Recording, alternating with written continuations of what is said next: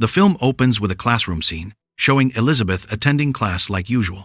Suddenly, there's a knock on the classroom door. 2 police officers come in and speak seriously with the teacher. After that, they call one of the students, Lucy Jennings, and ask her to pack her things and come with them. On the way home on the school bus, Elizabeth talks about the incident with her best friend, Amanda. Amanda then tells her that Lucy's mother has also been acting strange lately. A few days earlier, the police had even come to Lucy's house. When she gets home, Elizabeth goes through her usual routine, calling her mom Madeline to let her know that she and her younger brother, Bobby, have arrived safely. That night goes like a normal family evening. They have dinner together and spend time relaxing. But somewhere else, in a forest not far from their house, a mysterious man is seen digging the ground, as if preparing something. On the 6th of September 2006, the morning at Elizabeth's house starts like usual. The only difference is that Don, Elizabeth's father, is getting ready to go hunting with his friend. Meanwhile, Madeline, who is almost late for work, tells Elizabeth and Bobby to hurry up and get ready. Because she's in a rush, Elizabeth's mascara accidentally falls onto her bedroom floor without her realizing it. On the way to the school bus stop, Elizabeth realizes her mascara isn't in her bag. She asks her mom to go back home, but Madeline refuses because the bus is about to arrive. That leads to a small argument between Elizabeth and Bobby. Seeing that, Madeline scolds Elizabeth and tells her not to come home until she can control her emotions. Still annoyed, Elizabeth immediately agrees with her mom. After school ends, Case, one of Elizabeth's close friends, asks Elizabeth and Amanda to go home together. When they get off the bus, Case briefly offers something to smoke, but Elizabeth refuses. Not long after, Case's pickup car arrives. Not wanting his parents to find out, Case leaves his stuff with Elizabeth and promises to take it back later. Case ends up going home with Amanda, while Elizabeth chooses to walk home. When she reaches the street in front of her house, a man suddenly calls out to Elizabeth. He claims to be a police officer. Without any suspicion, Elizabeth approaches him. The man then tells her that Bobby has been arrested for allegedly planting marijuana in their yard. He also says that Elizabeth needs to be questioned, and if she wants to see her brother, she has to come with him. Not long after that, the man immediately handcuffs Elizabeth and puts a bomb collar around her neck, saying it's to prevent her from trying to escape. At home, Bobby, who is playing a game, gets a call from Madeline. She asks about Elizabeth, who usually would have called by now. Bobby says he's hungry because Elizabeth hasn't come home yet and hasn't made food like she usually does. Madeline, not sensing anything strange yet, just tells him to wait for his sister. A little while later, Madeline calls again and finds out that Elizabeth still hasn't come home. She starts to worry and asks Bobby to look for his sister around the bus stop. Madeline also tries contacting Amanda to ask if Elizabeth is with her.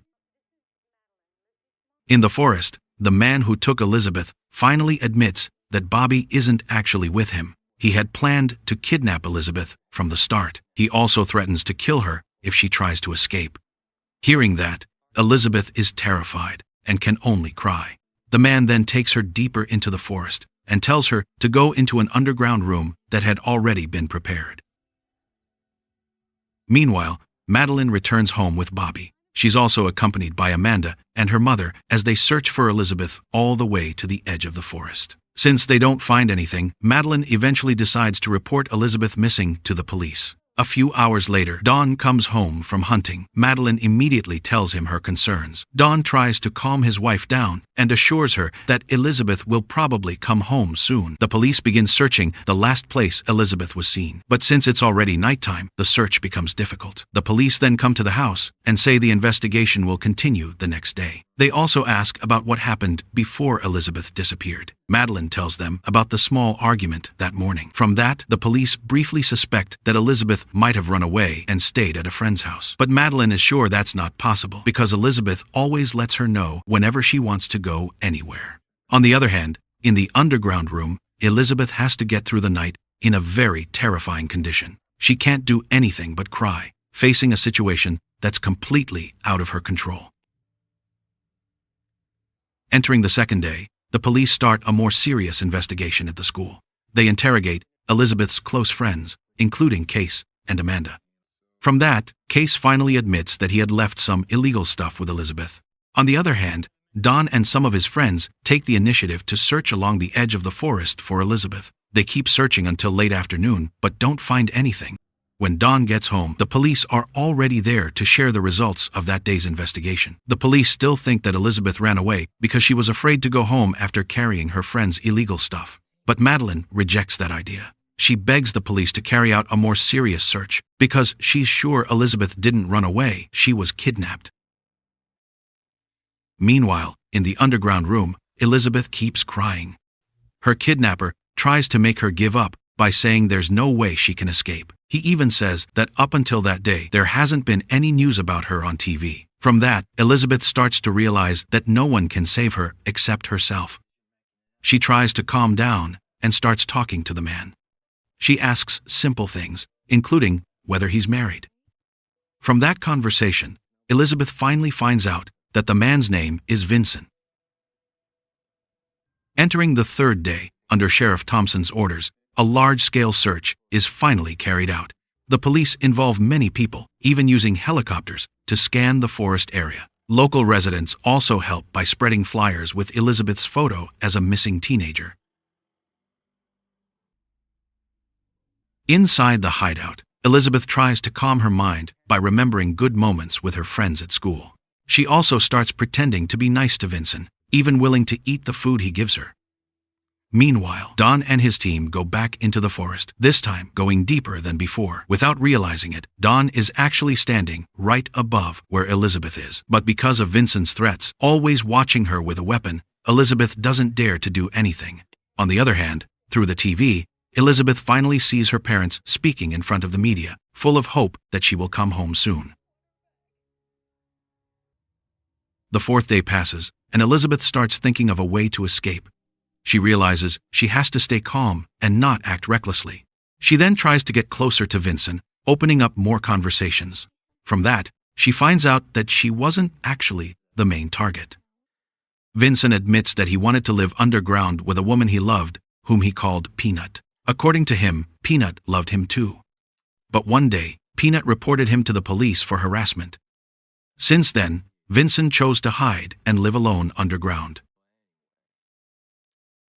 Entering the fifth day, Elizabeth uses the excuse of needing to go to the bathroom so Vincent will unlock the chain around her neck. At that moment, the sound of a police helicopter can still be heard searching. Elizabeth takes advantage of the situation by pretending to show sympathy. She says that she understands Vincent's feelings and even pretends that she wants to stay with him. On the sixth day, things start to change. Don, who has been trying to stay strong, finally can't hold back his sadness anymore. He cries in the car before continuing the search. On the other hand, Vincent starts to truly trust Elizabeth. He no longer puts a chain around her neck. He even starts teaching Elizabeth how to use a weapon and aim. That night, Vincent takes Elizabeth out of the hideout to get water from the river and pick up food that had been prepared for him by someone. While outside, Elizabeth sees Vincent sending a message to someone on his phone. From that, she realizes that someone else is helping him by providing food. Not long after, the sound of a police helicopter is heard again. Vincent immediately panics and quickly takes Elizabeth back into the underground room. On the seventh day, while Vincent is fast asleep, Elizabeth secretly takes his phone and tries to send a message to her mom. Unfortunately, the message fails to send because there's no signal. She then tries another way. She slightly opens a gap at the entrance and puts the phone out to get a signal. Finally, the message goes through. Elizabeth quickly deletes it so Vincent won't find out.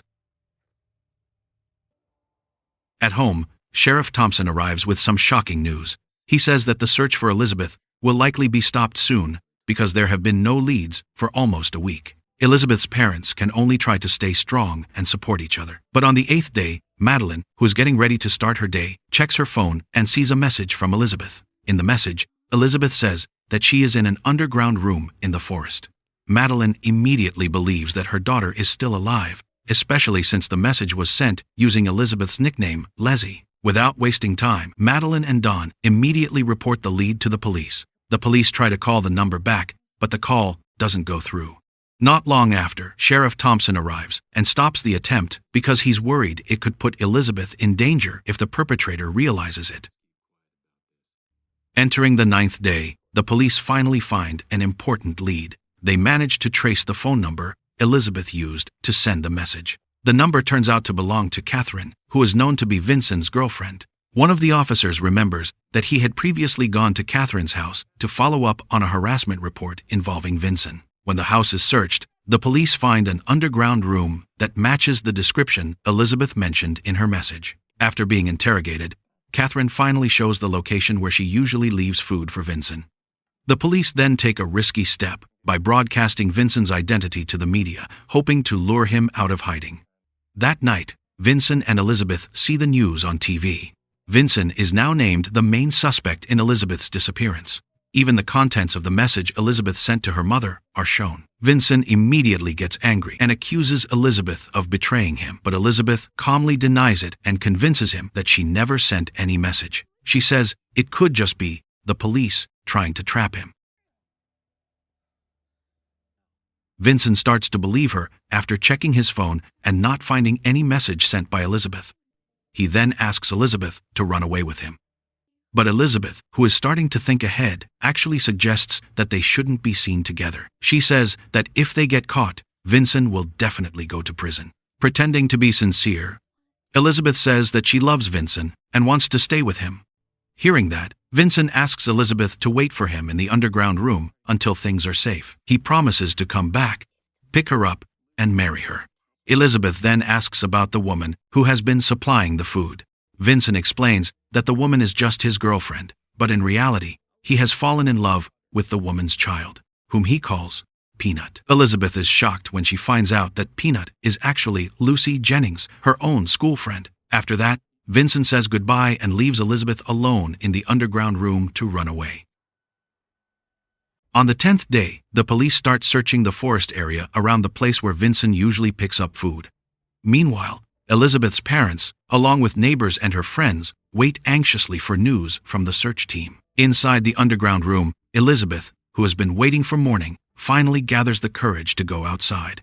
She starts shouting, hoping someone will hear her. Her screams are finally heard by Sheriff Thompson. He immediately looks for the source of the sound. From a distance, Elizabeth sees an officer approaching her. At that moment, there's nothing Elizabeth can do but cry, realizing that she has finally been found and is free from everything she went through. The news of Elizabeth being found is immediately delivered to her family. Madeline, Dawn, and Bobby head straight to the hospital where Elizabeth is being treated. Relief is clearly visible on their faces. After everything that happened, they are finally able to be together again. For Elizabeth's family, that day becomes a moment they will never forget. Meanwhile, Vincent is successfully captured and found guilty on multiple charges.